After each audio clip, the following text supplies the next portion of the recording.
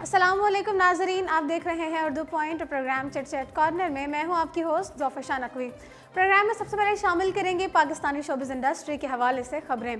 नाजरीन, इकरा अजीज़ और यासिर हुसैन के दरमियान बढ़ती हुई करबतों के चर्चे। 2018 में सिल्वर स्क्रीन की सबसे कामयाब अदाकारा करार दी जाने वाली इकरा अजीज़ और अदाकार यासिर हुसैन अक्सर एक साथ देखे जाने लगे।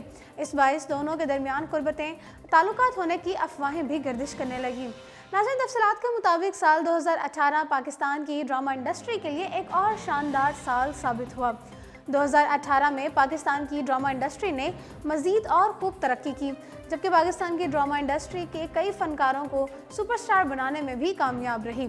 वो फ़नकार जो 2018 में कामयाबियों की सीढ़ी चढ़े, उनमें एक नाम अदाकारा इकरा अजीज़ का भी है। अदाकारा इकरा अजीज़ ने 2018 के दौरान कई कामयाब और सुपरहिट ड्रामों में मरकज़ी किरदार अदा किए और ख़ुद को इंडस्ट्री की बेहतरीन अदाकारा का करार दिलवाने में कामयाब रहीं। दूसरी जानिब अदाकार यासिर हुसैन के लिए भी साल 2018 खासा कामयाब रहा, जहां इकरा अजीज़ और यासिर हुसैन अपनी फ़नी कामयाबियों की वजह से खबरों की जीनत बने रहे। वहीं अब दोनों फ़नकार एक और मामले की वजह से भी खबरों की जीनत बनने लगे हैं। सोशल मीडिया पर अफवाहें गर्दिश कर रही हैं कि अदाकारा इकरा अजीज़ और अदाकार यासिर हुसैन के दरमियान करीबी ताल्लुकात पैदा हो चुके हैं। दोनों फ़नकार अच्छे दोस्त थे ही, ताहम कुछ अरसे से दोनों के दरमियान पाए जाने वाली कुर्बतों में मज़ीद इजाफा हुआ है। इकरा अजीज़ और यासिर हुसैन अक्सर एक साथ देखे जाते हैं, जबकि हाल ही में यासिर हुसैन की सालगिरह की तकरीब में मेहमान ख़ुसूसी भी इकरा अजीज़ ही थी। सालगिरह के मौके पर दोनों फ़नकारों की एक साथ ली गई तस्वीर सोशल मीडिया पर खासे वायरल भी हुए और उनके चर्चे भी हुए। और इसी तस्वीर के सामने आने के बाद दोनों फ़नकारों के ताल्लुक़ से मुतालिक अफवाहें भी गर्दिश करने लगी।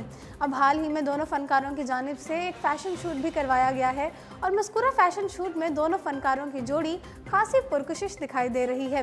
ताहम किसी भी किस्म के करीबी ताल्लुक़ की तस्दीक या फिर तरदीद से मुतालिक इकरा अजीज़ और यासिर हुसैन मुकम्मल तौर पर खामोश हैं।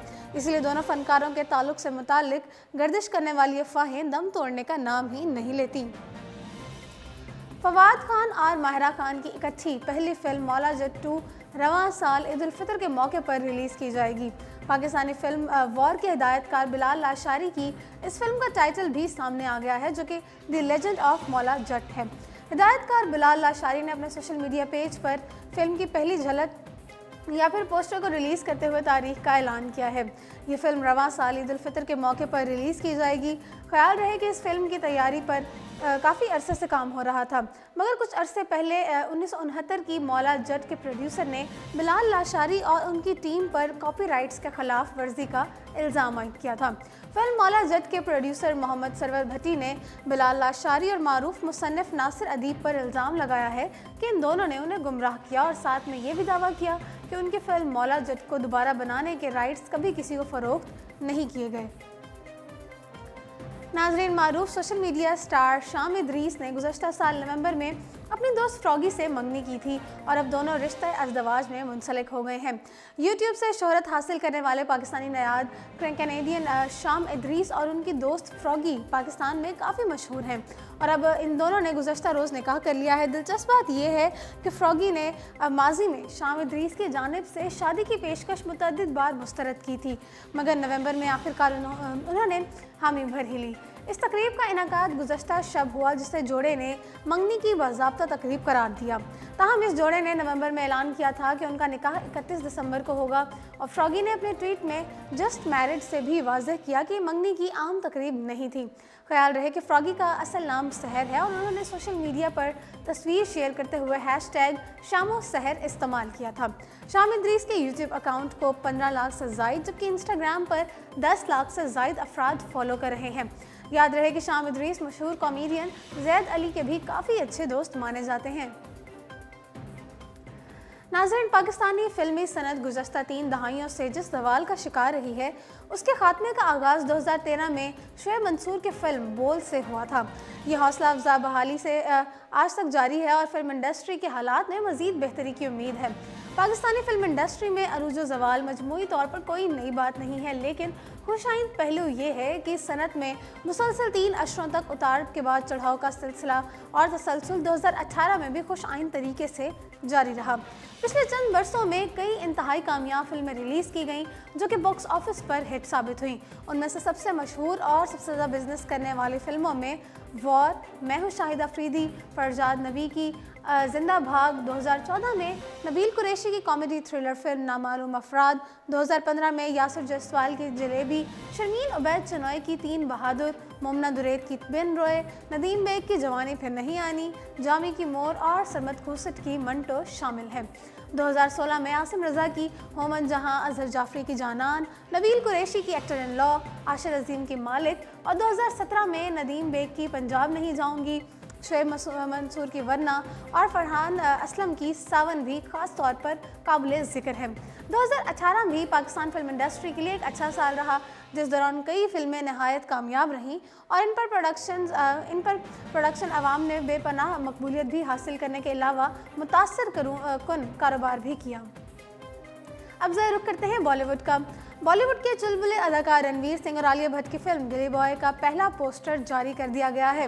बॉलीवुड इंडस्ट्री पर इन दिनों छाए रहने वाले रणवीर सिंह ने फिल्म सिम्बा की कामयाबी के बाद अपनी एक और नई आने वाली फिल्म का पहला पोस्टर जारी करके मद्दाहों को नए साल का तोहफा पेश किया है।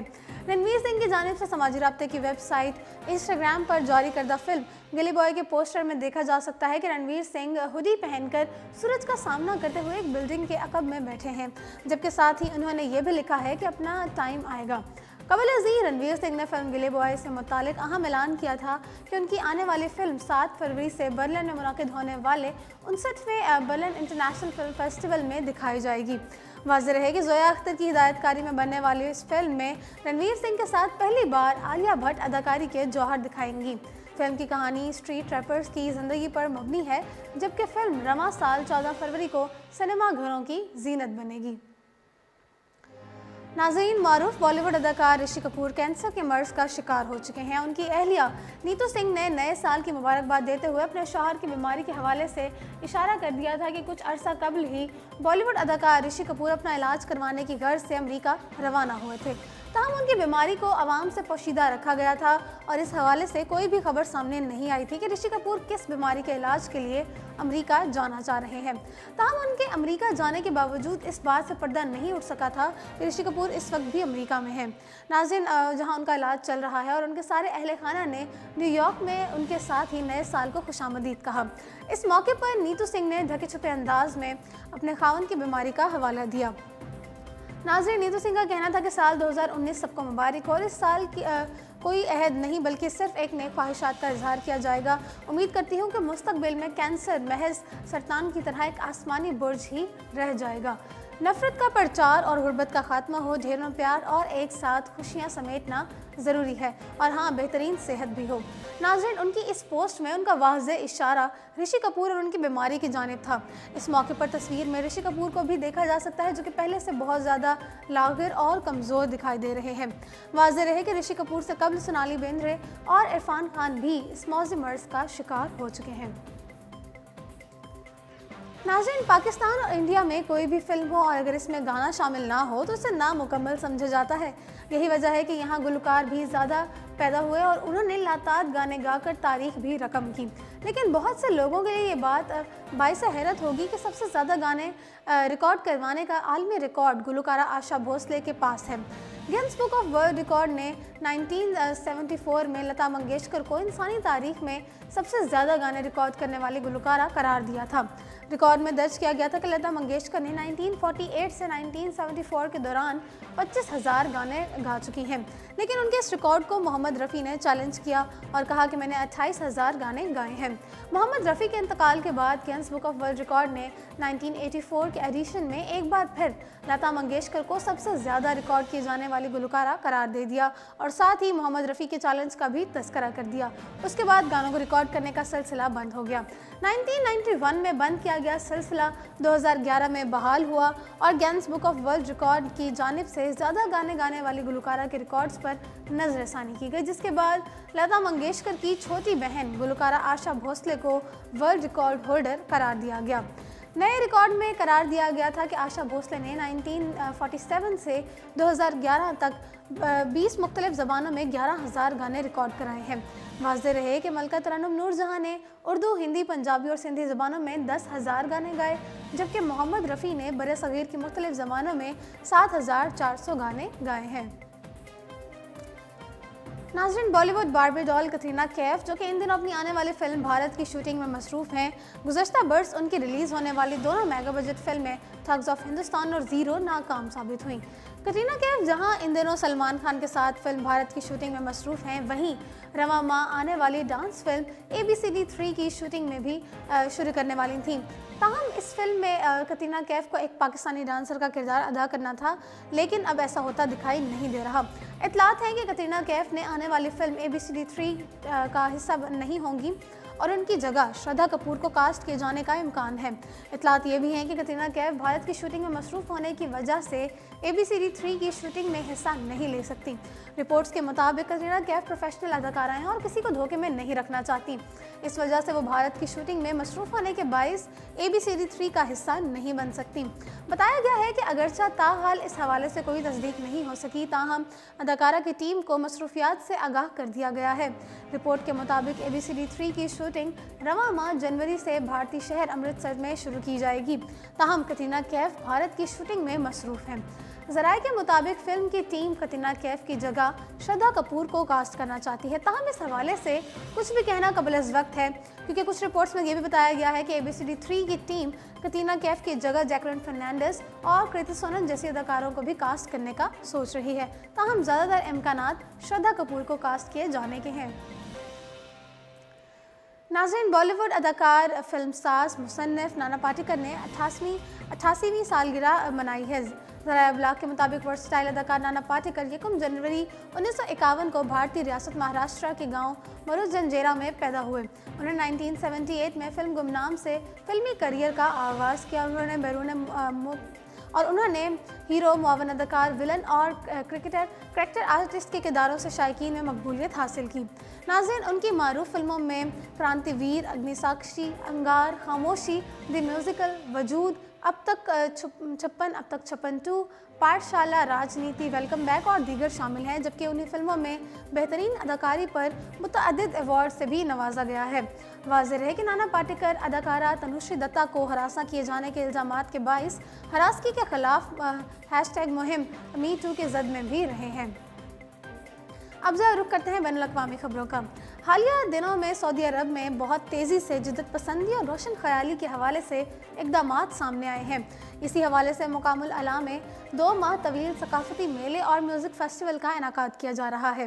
2015 में शाह सलमान के बादशाह बनने के बाद कई इक़दामात पहली बार देखने में आए। उनमें से अहम तरीन मकामात पर भी पहली बार इस तरह के मेले का इनाकाद किया गया है।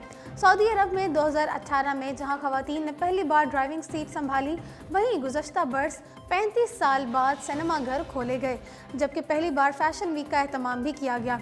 इसी तरह सऊदी अरब के जनूब मगरिब में वाक़ शहर तीमा से 110 किलोमीटर की दूरी पर इंतहाई अहमियत के हामिल शहर अल अला में पहली बार 20 दिसंबर 2018 से 9 फरवरी 2019 तक तकरीबन 2 माह तवील सकाफ़ती और मौसीकी के मेले का इनेकाद किया जा रहा है। तारीख़ी मकामात के इस इलाके को अक़वाम मुत्तहिदा के ज़ैली इदारे यूनेस्को ने 2008 में आलमी विरसे की फहरिस्त में शामिल किया था और इस इलाके की हिफाजत हुकूमत की अवलीन जिम्मेदारी है। कहाँ मकामी हुकाम को यकीन है कि मेले के बावजूद तारीख़ी मकाम को किसी भी किस्म का नुकसान नहीं पहुँचेगा। नाज़रीन, आसमानी सहीफ़ों और कुतुब में भी इस मकाम का जिक्र है, जिससे पता चलता है कि यहाँ कम अज़ कम 3000 कबल मसीह कौम समूद आबाद थी और कौम समूद के लोग पहाड़ों को तराश कर इसमें अपने घर और महल बनाते थे। अब तक इन मदाइन साहले में इस कौम की तामीरात के खंडरात मिलते हैं। तो जी नाज़रीन, इसी के साथ प्रोग्राम चिट चैट कॉर्नर पहुँचता है अपने ख़त्म को। मुझे दीजिए इजाज़त और देखते रहिए उर्दू पॉइंट।